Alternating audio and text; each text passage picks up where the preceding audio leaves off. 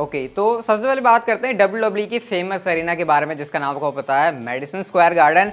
ये अरीना इसलिए फेमस है क्योंकि ये जब भी इस इवेंट के अंदर WWE के शोज होते हैं तो यूजुअली वहाँ पर कुछ बड़ी चीज़ें हमको देखने को मिलती हैं। And the good news is कि WWE इस वर्ल्ड फेमस अरीना में जो है अपना शो करवाने जा रही है। 10 सितंबर का स्मैकडाउन का जो एपिसोड है वहाँ पर ये WWE का शो होने वाला है और WWE ने इसको बड़ा हाइप करके ऐसे एडवर्टाइज किया है। तो आप एक्सपेक्ट कर सकते हो कि शायद इस वाले इवेंट के अंदर आपको कुछ बड़ी चीज़ें देखने को मिल जाए। और वैसे भी क्योंकि ये स्मैकडाउन का एपिसोड है, रॉ का एपिसोड नहीं है, स्मैकडाउन से हमारी जो एक्सपेक्टेशन है वो थोड़ी सी ज़्यादा रहती है। तो आप एक्सपेक्ट कर सकते हो कि हाँ, यहाँ पर कुछ इंटरेस्टिंग चीज़ें आपको देखने को मिल सकती है। ज़्यादा मैं आपको कोई उम्मीदें ऐसे बढ़ा नहीं रहा हूँ, लेकिन बता रहा हूँ जस्ट कि क्या एक इन जनरल क्या रहता है जब WWE का मेडिसन स्क्वायर गार्डन के अंदर कोई शो होता है। तो देखते फिर क्या है इसके अंदर। लेकिन ये बहुत टाइम के बाद WWE आ रही है मेडिसन स्क्वायर गार्डन के अंदर, क्योंकि वैसे तो ये साल में 1-2 बार कर ही देते हैं। तो शायद यहाँ पर कुछ ज़्यादा मतलब अच्छी चीज़ें आपको देखने को मिल सकती हैं।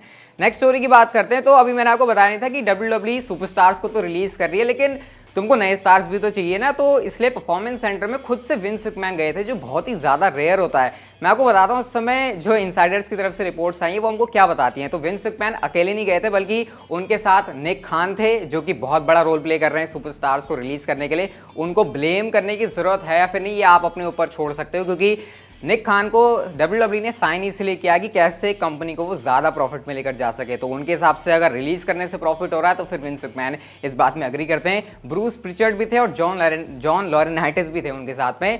तो माहौल वहाँ पर कुछ ऐसा था कि जो परफॉर्मेंस सेंटर के लोग हैं उनको एक्चुअल में ये नहीं लग रहा था कि हमको ये देखने आए हैं कि स्काउट करने के लिए आए हैं, बल्कि उनको ये लग रहा था कि हम में से कोई या फिर हम में से बहुत ज़्यादा लोग आज कंपनी से फायर होने वाले हैं।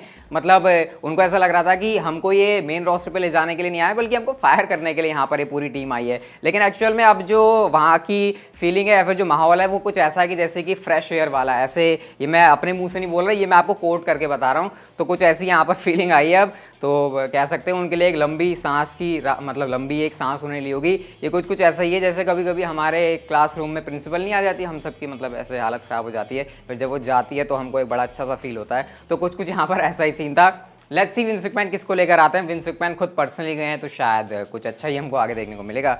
नेक्स्ट बात करते हैं Samoa Joe and AJ Styles के बारे में। तो एक बड़ी ही वियर्ड सी, आज से पहले किसी एक इंटरव्यू के अंदर किसी सुपरस्टार को ऐसी बात बोलते हुए तो मैंने नहीं सुना। जब समोआ जो से ये क्वेश्चन पूछा कि भाई तुम्हारा जो सबमिशन मूव है कोकीना क्लच, तुम किसी सुपरस्टार के ऊपर अप्लाई करते हो तो कौन सा सुपरस्टार है जिसको अप्लाई करने में तुमको सबसे ज़्यादा मज़ा आता है। अब कोई बंदा इस पर क्या रिप्लाई देगा, वो शायद अपना कोई एक मेमोरेबल मैच याद करेगा या फिर कोई तगड़े ओपोनेंट की बात करेगा। लेकिन एजे स्टाइल्स उन्होंने नाम लिया कि उस बंदे के ऊपर जब मैं कोकीना क्लच लगाता हूँ तो मुझे सबसे ज़्यादा मज़ा आता है। इसलिए नहीं कि मैं एजे स्टाइल्स के ऊपर लगा रहा हूँ, बल्कि उसके जो बाल हैं वो काफ़ी अच्छा स्मेल करते हैं और वो जो स्मेल है वो मुझे बहुत ज़्यादा पसंद है। इसीलिए जब मैं एजे स्टाइल्स के ऊपर ये सबमिशन मूव अप्लाई करता हूँ तो मुझे सबसे ज़्यादा मज़ा आता है। भाई तुमको ये वाली स्मेल लेनी है तो तुम खुद से भी कोई कंडीशनर शैम्पू लगा सकते हो, लेकिन ये बड़ा वियर्ड सा एक रीज़न दिया। लेकिन खैर यहाँ पर एक सल्यूट तो उनके लिए भी बनता ही है कि वो काफ़ी ऑनेस्ट रहकर इस बात को आंसर कर रहे हैं।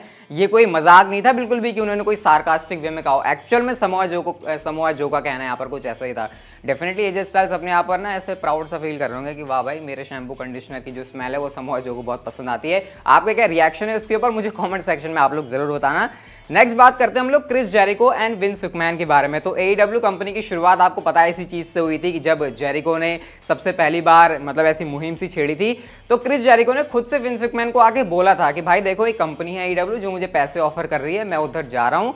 लेकिन इस बात पर विंस मैकमैन को बिलीव नहीं हुआ क्रिस जेरिको की। उनका मानना यह था कि क्रिस जेरिको ऐसा इसलिए कर रहा है क्योंकि ये चाहता है कि अब जब ये दोबारा WWE के साथ कॉन्ट्रैक्ट साइन करे तो इसके पैसे बढ़ाएं। तो पैसे बढ़ाने के चक्कर में विंस मैकमैन को ऐसा लग रहा था कि क्रिस जेरिको ऐसी बातें बोल रहे हैं, जबकि क्रिस जेरिको वहां पर कुछ ऐसा नहीं सोच रहे थे। और इस चक्कर में क्रिस जेरिको विंस मैकमैन के हाथ से निकल गए। और जब विंस मैकमैन को पता चला कि एक्चुअल में क्रिस जेरिको AEW के साथ कॉन्ट्रैक्ट साइन कर चुके हैं, तब जाकर उनका विंस मैकमैन का जेरिको को कॉल आता है और वहां पर उन्होंने कहा कि क्या भाई तुमने साइन कर लिया। तो जेरिको ने कहा कि हाँ भाई तुम ही ने तो कहा था कि कर लो। तो इस तरीके से जो है क्रिस जेरिको WWE के हाथ से निकल गए। वैसे ये बात माननी होगी कि बहुत ही वो क्रूशियल मूवमेंट था, क्योंकि अगर विंस मैकमैन क्रिस जेरिको को साइन कर लेते अपनी कंपनी के अंदर तो क्या पता AEW मतलब शुरुआत तो ऑब्वियसली होती क्योंकि टोनी खान अपना मन बना चुके थे, लेकिन क्या पता जिस तरीके से आज AEW है वैसे वो बिल्कुल भी नहीं होती। लैंडस्केप पूरा चेंज होता क्योंकि क्रिस जेरिको ने शुरुआती टाइम में पूरे AEW को संभाला हुआ है। तो एक बहुत बड़ी इंटरेस्टिंग चीज़ थी जो कि जेरिको ने शेयर करी। लेकिन विंस मैकमैन एक बहुत बड़ा मौका अपने हाथ से चूक गए और उस वजह से शायद एक ऐसी कंपनी तैयार हो रही है जो कि फ्यूचर में उनको तगड़ा बड़ा कंपटीशन दे सकती है। नेक्स्ट बात करते हैं जॉन सीना के बारे में। तो आपको पता है जॉन सीना निकी बेला इनका जो रिलेशनशिप है वो बहुत टाइम से चला था। पता ही होगा मतलब आपको, रेसलिंग के बारे में तो हम जॉन सीना को जानते हैं, लेकिन निकी बेला के साथ उनका रिलेशन बहुत लंबा था। लेकिन वहाँ पर हमेशा एक बात होती थी जो कि खुलकर कभी सामने नहीं आई कि जॉन सीना निकी बेला के साथ मतलब बेबी नहीं चाहते हैं, और इस वजह से इनके बीच में जो है हमने काफ़ी ज़्यादा टेंशन भी देखी और बाद में हमने देखा कि इनके बीच में जो है ये अलग भी हो जाते हैं। अब निकी बेला अलग हैं और जॉन सीना अलग है। जॉन सीना की शादी हो चुकी है, वैसे आपको पता ही होनी चाहिए बात, शे के साथ। तो अब उन्होंने कुछ अपना ओपिनियन इसके ऊपर बदल लिया है। वैसे मैं आपको एक क्यों बता रहा हूँ मेरे को भी नहीं पता, लेकिन कुछ है जॉन सीना के बारे में। तो जॉन सीना के फैन है तो फिर आपको जानना जरूरी है ना। तो जॉन सीना ने ये कहा कि अब मैं थोड़ा सा समझदार हो चुका हूँ पहले से, और मुझे ये पता चला है कि एक पेरेंट होना कितना ज़्यादा ब्यूटीफुल हो सकता है। तो यहाँ से वो एक तरीके से ये हिंट दे रहे हैं कि शायद अब वो एक बच्चे को लेकर भी सोच सकते हैं। अब आप सोच रहे हो कि इससे पहले जॉन सीना ने कभी ऐसा मतलब जॉन सीना ने कभी बेबी वो भी फादर बने, ऐसा क्यों नहीं सोचा? तो उनका मानना यह था कि इससे रिस्पॉन्सिबिलिटी आ जाती है, वो फोकस करना चाहते हैं अपने करियर के ऊपर। लेकिन शायद अब एक ऐसी स्टेज आ चुकी है जब जॉन सीना थोड़े से अब ऐसे रेस्ट कर सकते हैं, अपने आप को ठंड रख सकते हैं, तो शायद इसलिए वो ऐसा कह रहे हैं। तो अगर जॉन सीना आपको कोई जल्दी बहुत गुड न्यूज़ दे रहे हैं तो आपको ज़्यादा कुछ हैरानी होनी नहीं चाहिए, क्योंकि ये बात मैं आपको अब चैनल के ऊपर बता चुका हूँ। नेक्स्ट बात करते हैं दिलशेर शांकी, जिंदर महाल और हमारे वीर के बारे में। तो सोशल मीडिया के ऊपर एक फोटो इनकी काफ़ी ऐसे वायरल हो रही है, आप लोग स्क्रीन के ऊपर ही देख सकते हो, जहाँ पर हमको शांकी, जिंदर और वीर तीनों ही देखने को मिल रहे हैं। और आपको पता है इनकी हमको फैक्शन भी देखने को मिलती है। मेन इवेंट के ऊपर ज़्यादा अपीयर हुई है, रॉ के ऊपर ऐसा ज़्यादा अभी कोई खास रोल नहीं रहा है। बताने के लिए भी यहाँ पर कुछ है नहीं, जस्ट मैं आपको बता रहा हूँ कि ये वर्कआउट कर रहे हैं साथ में। और बस इतना आपसे कहूँगा कि भाई थोड़ा इनको सपोर्ट की ज़रूरत है। अभी बहुत सारे लोग इंडियन टैलेंट्स को सिर्फ ऐसे ही बोल देते हैं कि भाई ये कुछ नहीं कर सकते, ये मतलब ये तो सिर्फ अभी दिखाने के लिए है, WWE इनका मार्केटिंग गिमिक के लिए यूज़ करेगी, उसके बाद निकाल देगी। लेकिन हाँ, शुरुआत में थोड़ा सा अगर आप सपोर्ट करते हो तो क्या पता कुछ फायदा हो सकता है। तो जैसे फोटो थी शेयर करनी थी आपके साथ तो कर दी मैंने, बाकी हाँ याद रखना सपोर्ट करने वाली बात। नेक्स्ट हम लोग बात करते हैं आज की फाइनल स्टोरी की तरफ, और ये थोड़ा सा आपका दिल तोड़ सकती है अगर आप चाहते हो कि शील्ड हमको फिर से एक साथ देखने को मिले। तो सबसे पहले रोमन रेंज से सवाल पूछा गया कि क्या तुम शील्ड को दोबारा से बनाना चाहते हो WWE के अंदर? तो यहाँ पर आप कह सकते हो काफ़ी सेल्फिश आंसर था रोमन रेंज का। रोमन रेंज ने कहा कि देखो मेरी सबके लिए रिस्पेक्ट है, लेकिन इस टाइम पर मेरे लिए प्रायोरिटी मैं खुद हूँ, और जिस तरीके से मेरा अभी चल रहा है सारा सीन WWE के अंदर, मैं ये चीज़ किसी और के साथ, अपने किसी पार्टनर के साथ शेयर नहीं करना चाहता, और इसीलिए मैं इस समय शील्ड को फॉर्म करने के लिए बिल्कुल भी इंटरेस्टेड नहीं हूँ। डेफिनेटली रोमन रेंज की ये बात जो शील्ड को पसंद करते हैं उनको बहुत ज़्यादा दुख देगी।